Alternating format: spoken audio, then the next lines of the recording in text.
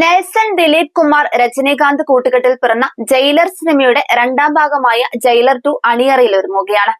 ആദ്യ ഭാഗത്തിലേതുപോലെ തന്നെ രണ്ടാം ഭാഗത്തിലും നിരവധി പ്രമുഖ താരങ്ങളുടെ കാമിയോ പ്രകടനങ്ങൾ ഉണ്ടാകുമെന്നാണ് ആരാധകർ പ്രതീക്ഷിക്കുന്നത്. ഇതിൽ ഏറ്റവും അധികം ആളുകൾ ആകാംക്ഷയോടെ കാത്തിരിക്കുന്നത് മോഹൻലാൽ അവതരിപ്പിച്ച മാത്യു എന്ന കഥാപാത്രത്തിന്റെ ശക്തമായ തിരിച്ചുവരവാണ്.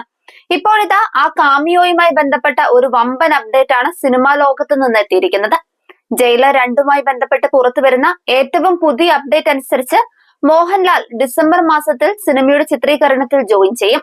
ഡിസംബർ 21, 22, 23 തീയതികളിലായി ഗോവയിൽ വെച്ചാകും മോഹൻലാലിന്റെ ഭാഗങ്ങൾ ഷൂട്ട് ചെയ്യുക. ആദ്യ ഭാഗത്തിലേതുപോലെ തന്നെ ഒരു പക്ക മാസ് കാമിയോ തന്നെയാകും രണ്ടാം ഭാഗത്തിലും മോഹൻലാലിന് ലഭിക്കുകയെന്നാണ് ആരാധകരുടെ പ്രതീക്ഷ. അതിനിടെ നടൻ വിജയ് സേതുപതിയും ജയിലർ 2വിൽ ഒരു പ്രധാന വേഷത്തിലെത്തുമെന്നാണ് റിപ്പോർട്ടുകൾ പറയുന്നത്.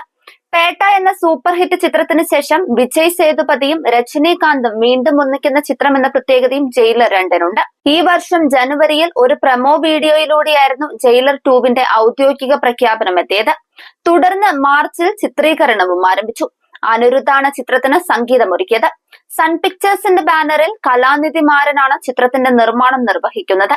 നെൽസൺ സംവിധാനം ചെയ്ത 2023 റിലീസ് ചെയ്ത ജയിലർ ആഗോള ബോക്സ് ഓഫീസിൽ നിന്ന് 600 കോടിയിലേറെ കളക്ഷൻ സ്വന്തമാക്കി.